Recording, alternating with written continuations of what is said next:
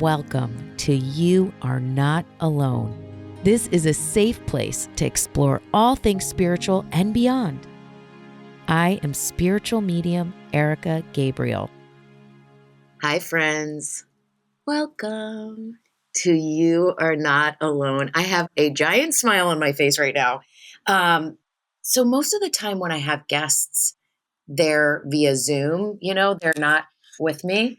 But I have someone in my office right now, and I'm just like smiling at her. I'm so happy to have her here. It feels so amazing to be together. And, as you've noticed this season, I am very picky with my guests. I have been doing mostly solo episodes, which I've been called to do, but I have had a couple of very special guests, and this is a highlight for the season and for the show to have her here. So I want to introduce her. And I just also need to throw this out there because I know a lot of you guys follow me on Instagram. I went to the Super Bowl. Okay. Just want to put that out there. I went to the Super Bowl. I saw the Eagles win. It was amazing. And it made me laugh because I was sitting at the Super Bowl and I was like, oh my God, I'm at the Super Bowl. What's happening? And I'm like watching the Eagles win and all this stuff. And I'm like, if you had told me 3 weeks ago that I would be going to the Super Bowl, I would be like, get the fuck out of here. I'm not going to Super Bowl. How will that happen? And then in my mind, I heard infinite possibilities. And it was really cool. So if you haven't listened to that episode, Infinite Possibilities, go back and listen to it. But it's like, if I had sat and gone like, wow, that'd be really cool to go to the Super Bowl, and then been like, no, that's never going to happen. I'm never going to do that. No one will ever help me get to the Super Bowl. That's not going to happen. You close that door. But when I thought about the Super Bowl, I was like, oh, that's awesome. That would be amazing. And really like infinite possibilities, never know, open heart, open idea. And then I get invited to the Super Bowl, and it was freaking awesome. So that was kind of interesting manifestation. There are things that I've been manifesting for 20 years, guys. 20 years, not going to lie. 20 years.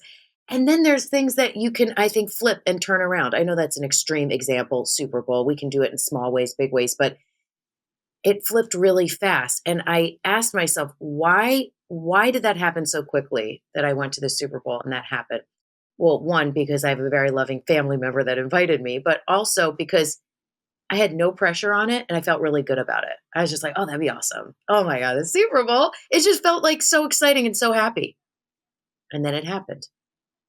So the idea is, make sure, and something I'm saying to myself, as you know, this is all things I'm working on. If you are actively thinking about something, manifesting something, if it feels bad, it feels not good, it feels like, oh, well, that'll never happen. It's not going to work. Feel it, align with it, match with it, and then let it go. And what's so cool about my guest today is her incredible success in her life. And I'm excited to talk to her about how she was able to create all of this success in her life and everything she's done. I know some of the answers because she's just a bright, sunshine, light-filled person. But there's also a lot behind it and a lot of work. Listen to the episode, Word of the Year, work. She's done incredible amounts of work. And she's also aligned herself with her success. So I'm so happy she's here. She's a dear friend. We met because she interviewed me on CBS. I sat down, she interviewed me, and it was like that moment where you're like, oh my God, did we just become best friends? It was like a little love at first sight moment. And it was interesting because we didn't know, how is this friendship going to evolve? You know what I mean? Could just be fun, like whatever. And our friendship has grown spiritually. Our families love each other. Our husbands get along. We have very expansive conversations together. And it turned into be total soul connection, deep soul sister connection, which you don't know how they're going to evolve. And then we have this incredible, incredible friendship. So this is my dear friend, Jessica Kartalija. She is a journalist. She's been a journalist for 25 years, actually. 25 years. Aren't we just 25? I started when I was 10. Yeah. Aren't we 25?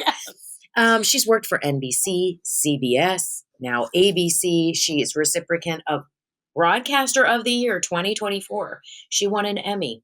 She teaches public speaking and media coaching at Villanova University. She lives right near me in Philadelphia. She has the most kind, mature, intelligent, lovely son who is just a wonderful energy, just a kind soul. He's just an amazing person. He's in eighth grade and he's wonderful. She has the nicest husband. Our husbands get on like wildfire. And she's just an all around incredible powerhouse spirit and person. And I'm super honored that she wanted to come on the show. She's an avid listener of You Are Not Alone.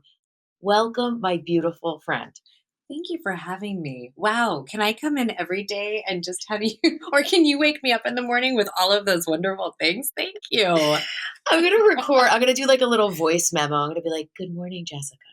Don't ever forget you are a fucking journalist of 25 years. You have worked for NBC, CBS. You are broadcaster of the year. Erika's like that shot that you need every morning. You're like that green juice. Yeah, I remember interviewing you for CBS, and same thing. I thought this woman is incredible. And after we went off, I'm thinking, I have so many questions for her. I have so many questions for her. And I hope eventually we're friends because I never want her to think I'm tapping into her because she's just so phenomenal from a spiritual perspective, but also just your energy. You just are fantastic. Thank you so much. Yeah, I think that's really cool. Like, like I said, when you connect with someone, you don't know how that connection is would we ever see each other again? Would we you just never know. And what's so cool is like I feel like our relationship fast tracked because we connected on many levels right away. So I was drawn to you for many reasons. You were drawn to me. I think, from what, as we've talked about for the past few years, like your spiritual awakening and awareness is unfolding all the time. So it just all kind of went together. And now here we are on the interview. She listens to You Are Not Alone. So where did you start? Let's just like go back a little bit. When were you like, oh, I want to be a journalist? I was in middle school and I was doing a report on a country, which is now the former Yugoslavia. And no one knew where that was. And my family is actually Serbian. And so I said, well, Dad, I don't understand. How come people don't have any idea, what's going on over there? And he said, well, people don't watch the news. And that's when I thought journalism is so important. So all through high school, I interned, went to college, interned. Fast forward, my first job out of school was this very small station in Yuma, Arizona, which was famous for its lettuce, the 4 types of lettuce. And I was making no money and doing absolutely everything, producing, editing, writing, reporting. I was incredibly homesick. I took that job because it was near San Diego, which is where I was from. And then that was the start of paying my dues. From there, went to New Mexico, went to Baltimore, and then came here to Philadelphia. So it's a lot of, busting your behind to get where you want to be. And especially in an industry that is not always, I hate the word fair, but not fair, right? So yeah, that's how I ended up here. It's so interesting too to think about because like if you had done that paid dues job, right? And the whole time you were like, this sucks. I hate it. This is the worst. You might still be there. Yes. Yes. I knew I was not going to spend my career in Yuma or Albuquerque or Baltimore. I knew in the back of my mind. And I had this dream and have this dream, and it's always been there. And so it makes it a lot more palatable when you are working those crazy overnight shifts or you're covering a story that is very hard to tell and you go home thinking like, I can't believe my job. And yes, in the back of your mind that this is a means to get to where you're going. But that's really cool because I think, and like I talked about this, and you remember the episode with Marianne Williamson. It's like if you're somewhere where you want to be somewhere else, but you're just miserable and you're not doing a good job because you think you should be somewhere else. It's like you're done, you're stuck, and like even if you were at a job like that didn't have to do with journalism, and it's like, but I still have to do good at this job because this will spread that. You know what I mean? So the way you were able to build and keep your dream is like that's a huge part because I see you every day like that, just shining in what you're doing, staying present, staying focused. And that's how you live your life. Because if you let it get you down that you're not exactly where you want to be, you're not going to move. It's so funny that you say that though, because I feel like I need to be better about not constantly looking forward to, okay, I will be so much happier when this, right? When I lose 10 pounds, I'll feel so much better about Yeah. myself. I mean, we all do Yeah. that to each other, right? Or to ourselves as Yes. women. And yeah, I remember being in Albuquerque and being like, I just can't wait to get out of here. And now, fast forward, 10 years, 15 years, and I go, oh my gosh, what a beautiful place that was. And I Mm. had so many great memories of meeting friends out there. And we were all young and single, and we'd go skiing or we, ride bike, like not ride bikes like on the street, but we go mountain biking. I'm like, We girl, do you rode bikes? yeah. Like, And oh then my we goodness. go get some margaritas, and I look back at those things and say, wow, I really had a good time. I wish I were enjoying it a little bit more in the present. So that's kind of my focus now. That's really cool. Just like staying in the moment. I know that I definitely have those days where I'm like, what I'm doing right now is what I have worked hard for, prayed for, and manifested right now. So it's like you want to continue to have dreams and aspirations, but don't miss it in the meantime where you are right now. Right. And I think sometimes our personalities and so many of our friends and women that we know are so driven, right? So whether you work full time or you are home full time, which is an incredibly difficult job, it's always that, well, what's next? And how do I make myself better? And how do I get to point A or from point A to point B? So I think we have to constantly remind ourselves like just it's okay to pause and take a breath and take a beat. And regroup sometimes. Yes, And which is regroup. important. Yes. And regroup. Do you think you would ever write a book? I would love to. My dad is on his 15th version of a marketing textbook, and I have watched him my entire life and seen how difficult it is.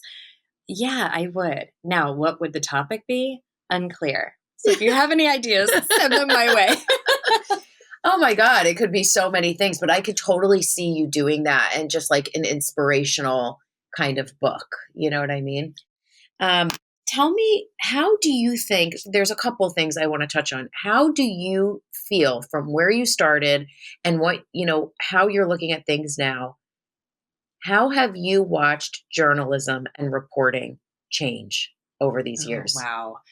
It's been incredible. First of all, everything is social media based, right? So we had to shift our focus to using social media to gather and disseminate news.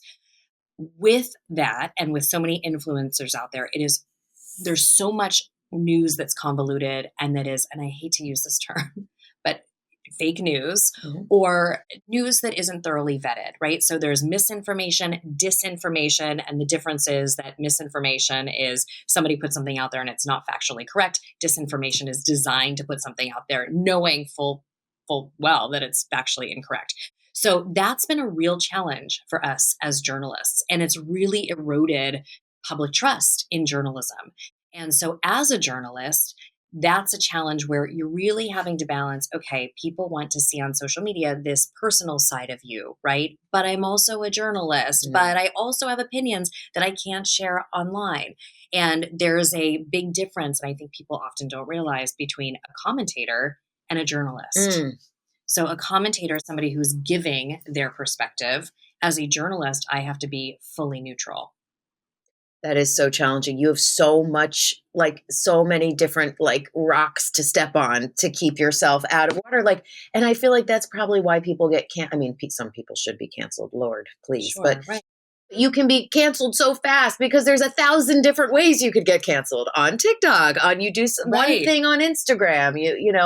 That's really, really challenging and that's really hard. And I think it's also just hearing you talk about that. Something I always say is like, I see people that have graduated from TikTok University. They have no fucking clue what they're talking about. They Mhm. know nothing about history. They know nothing about what they're talking about. They saw a couple things on TikTok. They got all riled up and now they're burning a whatever flag. It doesn't even Right. matter which, but like, right. Right. The wrong flag, right? Mhm. Yeah, and you're exactly right. You really, nailed it. That is happening and it's happening all too often. And I think one of the challenges as a journalist is maintaining that neutrality. We all have opinions. Yeah. I have opinions. I have a child. I have an opinion about the government. My job, though, is to tell you the news, not what to think about the news. And so, I tell my son all the time, watch Fox News, watch CNN, Mhm. watch all of, ABC, CBS, NBC. You need to be so informed that you can form your own opinion. Don't let someone form that opinion for you. I love that. I literally, and I know this sounds weird, but you guys know I'm extremely honest with you all. Like, I literally think I'm just learning that now. I think I just had this, like, this is who I listen to and what they say is right. And like, these are the people that I listen to and what they say is right. And now, and I've been like that for a long time, but it was also very different when we were growing up, how the parties were set up and whatever. But now I really do just think for myself. And I listen to all kinds of people. I listen to people that I'm like, I really don't agree with this person. Right. In fact, I think they're terrible, but I follow them because I want to understand what is going on. And I've lost, like, people have written me like, "Oh, you follow this person. It means you're terrible now, Erica." I'm like, no, it means that I also have to be neutral because I read for everybody. I read for people all over the world. And I have to have a heart for every single person, no matter who or what. Right, right. And the other thing too, when I teach at Villanova, so I have 15 freshman girls, and I love them, and it's such a great age to teach. But when you're listening to these podcasts, and it could be someone that you really love, look at Taylor Swift endorsing, now President Trump, right? I love Taylor Swift. Do we agree with her? Maybe, maybe not. She didn't endorse. I'm sorry. I'm Yeah, sorry. yeah, I said right. it back. Oh, yeah. No, that's Scratch okay. that. No, don't worry. Take She two. no, non-endorsement. Yes, Yes, totally. she endorsed Kamala Harris. Mhm. Donald Trump won, right? For me, there is this, whoever is driving these celebrities to make endorsements, I don't want to know what your endorsement is. You are in a very different position than most people in this country. The majority of the people in this country are not billionaires. So it's very different. And being a journalist has really made me take a step back and go, okay, there's side A, there's side B, side C. Or we used to say his side, her side, and the truth, right? When you think of an argument that somebody had, or the way that somebody's telling a story. And it's so important to look at things that way, because as a young journalist, I would go into a story and I go, oh, okay, I already have an opinion on the way this is going to go. And then I would be there and I would really have to force myself to listen to both sides of the story. And a lot of times you come out of it feeling completely different than you did before. So it's a great lesson. And I've been really working on this with my son too. I go, well, yeah, okay, that person's speeding. Maybe they're speeding because, God forbid, they have a family member who's in the hospital. Or, you just don't know. There are and he goes, Mom, okay, he rolls his eyes like, okay, come on. But really, you don't know. And so it has forced me to go, instead of saying, oh, that person is a real jerk, maybe that person's going through something. So do you feel like your ability to love and your ability for compassion just keeps growing because you're seeing all this, you're seeing different sides, you're seeing what people go through? Yes, I think this job certainly has made me more compassionate and more empathetic. But also, to be totally candid, it's also made me really angry and not have a lot of tolerance for people who say things that are unfounded, right? Or put other people in danger, or who profit from people who are more vulnerable. I also think a lot of this has come from, the past couple of years. I have really started reading more. I didn't grow up religiously. My parents aren't religious. So I've kind of taken it on myself. Okay, why does this happen? My question for you, once we did our first interview on CBS, the day that we met, was, and I was dying to ask you this, and I did ask you later, was, why do negative things have to happen? And I think that has always been my challenge with religion, or with covering news or journalism as a whole, is, why did something that awful have to happen to a child? Or when we look at war, what about all of the innocents who are affected that have nothing to do with these politicians who are fighting, or this piece of land? What about the children? What about people who just are not even aware of what's going on and are affected by it? Yeah. And I mean, how has that, and seeing all the pain and suffering, I mean, when I get upset by the news, Jess, I turn it off. I'm like, nope, I turn it off. You can't do that ever. So how has this informed your spiritual seeking? Because you're definitely spiritual seeking. And how has that informed your spiritual seeking, and how has that pushed you? And also, how do you shake it off at the end of the day? And that's, a lot of people that listen to this, they're on their way to work right now. They're at their desk right now, and they don't want to go back into that meeting or whatever, and have to find a way every day to shake it off, to still be able to be who they are and let go of it, whether it's their job or the news or whatever it may be. So there are a couple things. I have people all the time say, "Oh, sorry, I don't watch the news. I can't watch the news." First of all, you need to know what's going on Agree. in your surroundings. Agree. So I don't care how you get the news, but please know what's going on, Mhm. right? The second thing is I have learned to shift my focus. And it is when I cover a story about something really awful happening, I think about how grateful I am to not just to myself, or that, if it's a child, that my child is healthy and happy, and our friend's child, children are happy and healthy, but that there's more positivity in this world than there is negativity. And I remember doing a story. There was a child who was drowning, and they wanted me, or had just drowned, I'm sorry. And they wanted me to interview his mother. And I thought, how am I going to do this? And so I thought, okay, if we can interview her and she gives her testimonial as to what happened, how do you, if that saves one child, Mhm. and a parent says, I'm going to skip running into the kitchen to answer the phone because my kid's in the pool. If it saves one child, we've done our job. And trying to find that positive thread in the negativity. And it's not always easier said than done, right? You look for the light. You look for the light, and you look for the door to find the light in every situation. Yeah. That's really, really challenging to do. And you have been very helpful with this because, you've really kind of guided me into, all right, look at the bigger picture here. And it is hard. I remember stories that I've covered from years ago. There are a handful of stories that every aspect of that story sticks out in my mind. And maybe that happens with you when you do a reading, right? And you go, wow, that just really hit me hard. And I do. And I still go, well, why did that have to happen? Right? Why did that have to happen to that person? That doesn't mean that they're a bad person or they had it coming, or, I love karma, right? What does Taylor say? Karma is my boyfriend. Yeah. I mean, I love the We idea got a lot of karma. Taylor references We do. here. We should let them know that we went to the Taylor Swift concert Yes, together. that too. Yes. And I love it. And my favorite part of going to that concert with Erika, for anyone who doesn't know Erika personally, Erika will walk by someone and give them a compliment. Aww. And you made a point to compliment so many people that night. You go, you look so great. I love your lipstick, or I Aw. love your outfit. And this is what I love about you. So again, taking a situation where you're standing in a bathroom line and you have to go to the bathroom and you're in there for a half hour and you're going, I'm missing Taylor, but you're complimenting everyone. And all of a sudden it's fun. Aw, Right? that is so nice. Well, I just remember seeing all like the young girls, and they've been planning that outfit for like 3 months. Yes. And with the head to toe and whatever. And I was just like, and people just walk by them and who cares? And I'm like, I see you, girl. Look at your glitter tutu. Right. No, it's so true.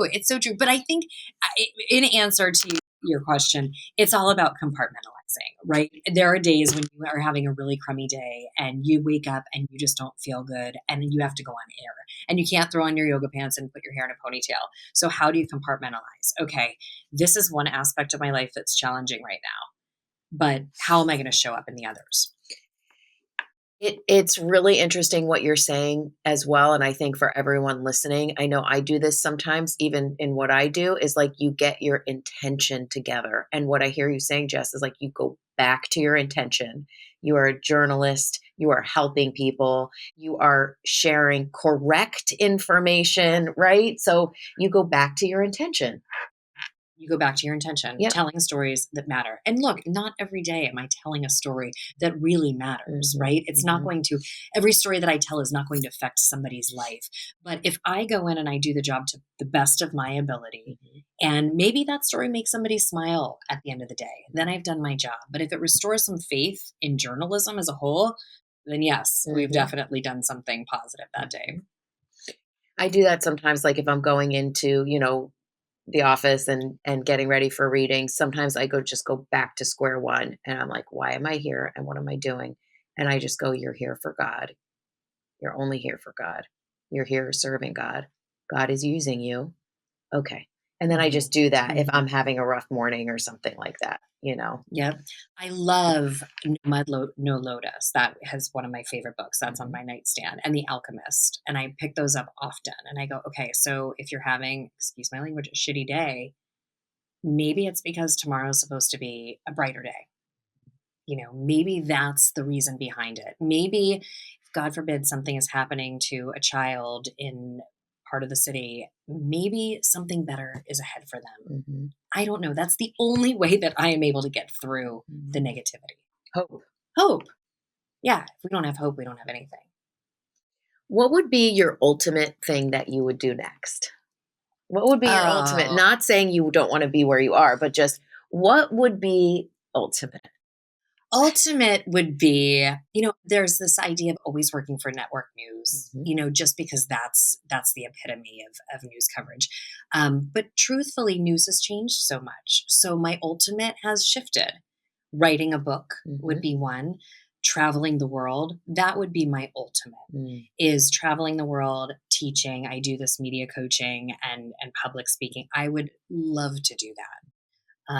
You and I have talked about doing a show. I mean, that's what it looks like. Like I said, journalism has changed so much that, I worked at night for 6 years. I missed dinner every night with my husband and son. I was the main anchor, which is great, but I'm realizing how much I missed. Mm. So it does look differently now. I would have to say traveling the world, that's the ultimate for me. And doing it as a working opportunity.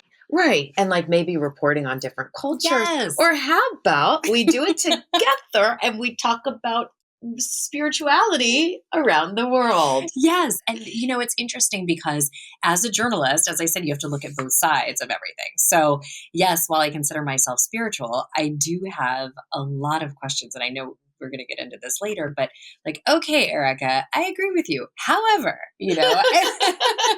what does this really mean? Well, that's what's cool about our relationship as well. You bring me so much, I bring you so much. It's like a very cool interaction, and we're extremely comfortable being candid with each other and being very open and honest as well. Right. What were we talking about before we hit record? Hair? Probably. Were we talking about hair? Hair and makeup but like you said, then we have a deep conversation. And the other thing too, you have friendships where you say, how are you? And everyone goes, I'm great, everything's great, and just walking around shitting rainbows all the time. Not And then us. no, Not sometimes us. I'm like, you know what, today's really hard. And I will call you and just go, Erica, what do I do about this? And you always have fantastic advice. And those are the friends, which, you have friends your entire life. Um, I know you do, I do. And then you have friends that come into your life in the past 5 years and they mean just as much to you as those friendships. They just show up differently. Yeah, it's cool. It's cool how like universe brings people together, and how it brought us together. Okay, so here's what I want to know because I talk to so many listeners and so many people that listen to You Are Not Mhm. Alone, and there we have so many women that are in all various stages of life, but a lot that are looking ahead and wanting to create something. They're starting businesses or they're delving into their spirituality, which is another type of confidence. There's all kinds of things that people are looking at. So, in your mind, not just for a young journalist, but what would you say to women that are looking to feel inspired, to feel confident? You have so much confidence, Jess, and just keep moving forward. What would you say to people that are wanting to grow and wanting to move forward and wanting to change in whatever area they're looking to do that? So I think you need to really think about the direction that you want to go in and stay true to that direction. And I recently heard something like if you were canoeing, you would put your canoe and float down the river. You wouldn't try to fight to go up the river, right? So set your intention and go in that direction. Now, that said, you can't just sit back and put your feet up on the desk with your glass of wine. You've got to hustle, you've got to work. And the most successful women and the happiest women that I see or who I see are out there doing this. Now, I have also seen women who believe that to hustle or to get ahead, you have to push other women down. And that is not true. There's room for all of us here. And I have found that the most successful women in journalism and the women that I have really identified with and who have been really great mentors for me are the ones that say, oh yeah, there's room for all of us. Here's what you do well. Here's where you could improve. And I've got your back. That is, I literally wrote that down in my notes when I was thinking about our time together. And that is literally like one of the main things that I wrote down. So I'm so glad you brought that up. Like that is like definition of Jess, like lifting other people up, lifting Thank up. you. Oh my God. Like if someone called and was like, can you introduce me to this person? Can you give me a reference? Can you anything? You're like, oh yes, I got you. Like you are women supporting women defined. Like you have made me look at women supporting women in a more elevated way for sure. Thank you. And I wrote that down in my notes that, when you see other women that are successful, if you get jealous or you try and push them down, you'll just go down with them. But if you support other people, you rise as well. Yeah. You elevate as well. No, thank you for saying that. That's so kind of you because I feel the same way about you. I think, it's really a testament to the women I grew up with. They are incredibly supportive, my girlfriends, right? I think I love your grow up friends. they the adore ones that you. I met. Yeah, and they're they the adore nicest, you. coolest, greatest sunshines like you. It makes sense that And you're they've best been friends. through everything with me. I mean, they have seen me, they laugh because they call me Jessie and they're like, who's this Jessica Kartalija on air? Or like, do your news voice. Yeah, those are your tried and true people. But I think there are times when you'll see it, you'll go, wow, this woman is doing what I want to be doing. I just recently had a setback in work and I look at someone and I go, wow, they actually have less experience than me and they're doing more and that's where I should be. And then I go, well, good for her. Right? Because that just makes you feel icky. So there's always going to be someone who is prettier than you, smarter than you, more talented, drives a nicer car. But God, why compare? There are a million things that your younger self, will wishes that they had and that you will eventually get there. Or that woman, you never know what it's like in their house. Everybody has their struggles. Everyone has their challenges. It's so much more fun to lift people up than be jealous. I hate that word. I know. It's so interesting. I read this thing. Oh, it was Oprah. I just saw this thing. She was talking and she's like, if you have friends that are jealous of you, you cannot be friends with them. No. Because that will kind of bleed into everything and they'll have negative intentions for you. I thought that was really interesting because she wasn't like, tell them that they should support you. She's like, no, you're not friends with them anymore if they're jealous of you, which is kind of interesting. And like, I think it's okay to reflect, and say like, wow, that is really a beautiful $10 million beach house or whatever. You know what I mean? But it's just like, then that's fucking awesome. And they just invited you over for lunch. Enjoy it. Like yes. that's it. And it's like, you really do elevate when you can cheer other people on. I'm reading this book by Mel Robbins and she was saying, when other people are successful, she wrote, copy them. Yes. Like, see how they did it and follow in their footsteps and thank them. Yes. And I think as women, oh my God, the comparison, look at in magazines, who wore it better? Like, are you fucking kidding me? This is abusive. So it's so much competition. And it's like, focus on what you have. Stay in your gratitude. Stay where you are. Focus on your path. Don't bring other women down or jealous. Be happy for them. Well, here's this thing too, to get back into news and journalism, there aren't so many jobs. I think there are just a handful of anchor jobs in each TV market, right? In each city. And so, yes, it's hard. And especially when you are aging, right? We're all going through changes. Our kids are getting older. We talk about perimenopause. It's just everything's changing and you're getting older and we are getting wrinkles and we need Spanx all the time. And, and then you see someone who will come in and do your job and they are 15 or 20 years younger than you and they'll do it for a third of what you're making and they don't have the experience. But guess what? Like I said, they're going to do it for less money and maybe they are fine working weekends because they don't have a kid at home that they need to take to soccer or lacrosse or ballet practice, right? And so that's a challenge. And that's where it is hard to sit there and go, well, yay, good for them. Let's be honest. But, I sit there and I go, well, wow, I was that girl once. and it kind of reminds you, all right, you can't just stop hustling. You got to work harder. So be a mentor for her.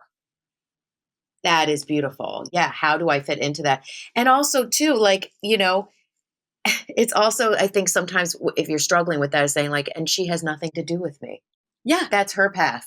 That's her path. That's her path. That's great. And you're right. Like, okay, instead of being jealous, maybe this could be a really cool friendship. Yeah. And I could, 100%. And she could give us lipstick advice. Or honestly, just explain to me the things that kids are saying. Yeah. Like, what is this shit? It's like brain rot and sus. And so, I just learned the other day that from my students that we are almond moms. And I said, well, what exactly is an almond mom? And they said, well, she drives an SUV and, she works out like at Solid Core. And then, she eats healthy, but she still has fun. And then on the sidelines at their kids' games, she usually has like wine in her Yeti. And I go, oh, you've met our friends. And I was like, okay, we are almond moms. It's all good. And do they eat almonds? I guess. I mean, we drink almond milk in our coffee, so I'm assuming that's both of us. I mean, I guess we're almond moms. There's so much that I'm just like, I don't understand that at all. I don't know it, but that's really funny. But, Erika, something else too, when we're talking about, this younger generation and instead of looking at it as competition, okay, yeah, you guys are a lot better at social media. So help me with my social media, right? Or I can sit there and I can tell you how to handle breaking news because I've been through it. Maybe you weren't born on, before 9/11, but I was on air on 9/11. So let me help you and you help me. And it's this mutual friendship and mutual relationship. And then corks are floating up together. Yes. Yes. The corks are floating up. Everyone gets to elevate. 100%. Yeah. A rising tide lifts all ships. Yes. And that a lot of people listening are going to respond to that, Jess, because everybody is in similar situations in different ways, right? In their neighborhood, in their family, the competition in family, in work. I mean, but it's like you're going to waste so much freaking time looking at everyone else and feeling bad about them. Right. The other thing too, Erika, is find yourself friends who, when they haven't heard from you for a couple of weeks, they pick up the phone and call you. I mean, my friend Christy does. She's like, "You good? Just checking in." Sometimes I'll call and go, "Hey, I'm having a really tough day," and you're like, "Well, you're freaking awesome," and and that's what you need, and you need those people. And those are your true friends that want the best for you. That are not jealous of you. That jealous. They want to be with, they love you. They want to see you succeed. Absolutely. And you're not going to find that all the time in your work friends. You're just not. So compartmentalize, have your work people and those friendships from work, and then have your tried and true friends, that are going to lift you up when you are having a bad day. So, this was part 1 of our, how long was this? Of our podcast. This was part 1, 30 Thursday. Minutes. Yeah, it's Thursday. This is part 1 of our podcast. And, I wanted everyone to hear Jess and how incredible she is and ask her some questions. And she wants to ask me some questions. So next week, after you listen to this one, it'll be the following week. You're going to hear part 2 to this conversation. This meant so much to me. I'm just looking over my notes and everything I wrote down, and this meant so much to me that you took the time to come here and be with me, and how much love and support you've given this podcast and the show and me and what I'm doing, and how much kindness and love that you give to me. It means so much. And I know everyone listening is really just going to get so much from hearing you and your strength and where you've been and where you've gone and where you're going. So you really are an inspiration. You really, really are. And you inspire me. You inspire me to be better, to be kinder, to support other people, to be positive, truly. So thank you for coming on the show. I love you so much. And I am so fortunate to have you in my life. Really. And for this podcast, I have spoken with people who listen to this podcast, and you are the light. You're the light on their drive to and from work. You just keep doing what you're doing because you are just wonderful. And I'm so grateful for you. Thank you. Ditto. I love you. And to everyone listening, I can't wait to hear your feedback on this one. I know in the past you've enjoyed when I had someone on that I knew personally. So this is a really special one. Um, but bottom line is, guys, no matter what you took away from this conversation or what hit for you, maybe it was everything we said, maybe it was one or two things.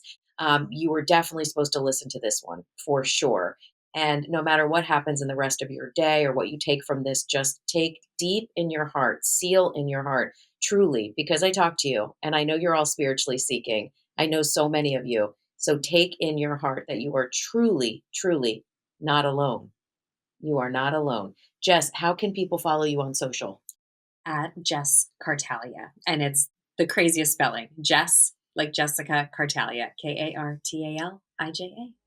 Follow Jess. She's so fun to follow. And you can always follow me at Spiritual Medium Erica. Go to my website, ericagabriel.com. And I'm also starting a course on March 3rd. So go on my website. Actually, go on my social and hit the link in my bio and you can join me. I'm doing a 5-week course and I want you to be there. I'll tell you more about it. God bless everybody. You are not alone and we'll talk soon. Take care.